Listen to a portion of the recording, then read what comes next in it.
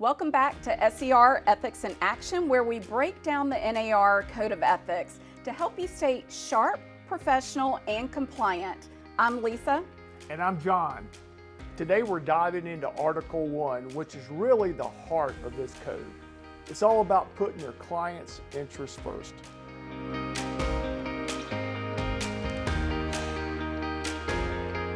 Article 1 states, when representing a buyer, seller, landlord, tenant, or another client as an agent, realtors pledge themselves to protect and promote the interests of their client. This obligation to the client is primary, but it does not relieve realtors of their obligation to treat all parties honestly. In simpler terms, your client's interests come first, but you still must be honest with everyone involved with the transaction. Let's look at some everyday examples to see how this plays out. Imagine you're a listing agent and you receive an offer below list price. You think your seller might accept it quickly, but you also know from another agent that their buyer is prepping a higher offer that is coming in tomorrow. Should you tell your seller? Absolutely. Under Article 1, you must promote and protect your client's interests. Even though the other offer isn't in hand yet, it's in your seller's best interest to have all the information to make an informed decision. Here's another example. You're representing a buyer and you notice a small foundation crack during the showing. The buyer doesn't see it and you decide not to mention it because you don't want them to get nervous and back out. Is it ethical?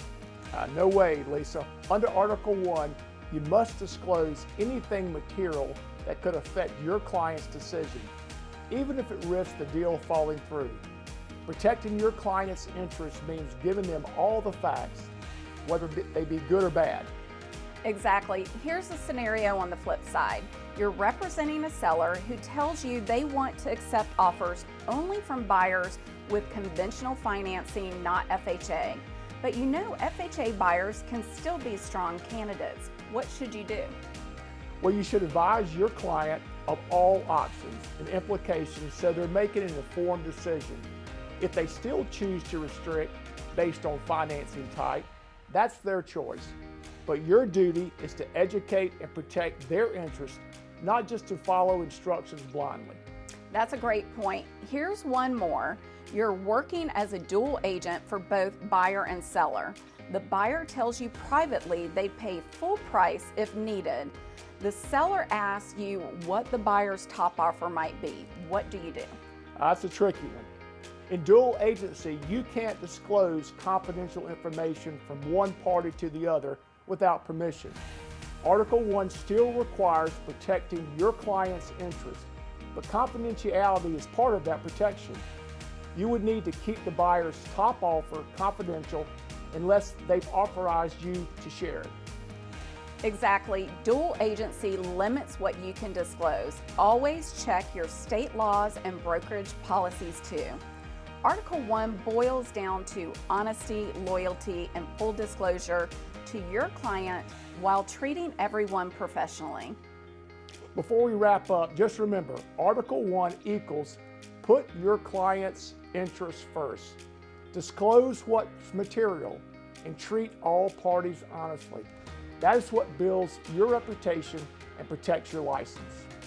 That's it for today's episode of Real Talk, SCR Ethics in Action, reminding all of us if you ever have a legal question or an ethics concern, or you need help with a standard forms issue, please contact your member benefit, the SCR Legal Hotline, and your broker in charge ASAP to help manage your risk. The SCR Legal Hotline number is 803-772-5206. Well, thanks, Lisa. I've had a lot of fun today. Thank you for tuning in. Remember to stay ethical, loyal to your clients, and be professional with all of your real estate transactions. See you next time.